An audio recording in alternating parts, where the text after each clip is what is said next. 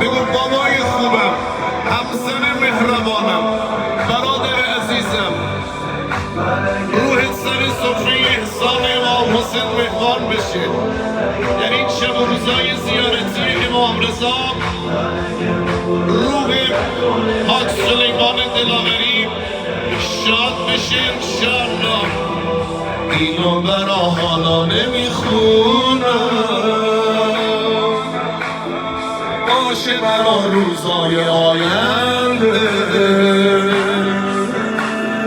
اینو میگم برا بعد مرگم،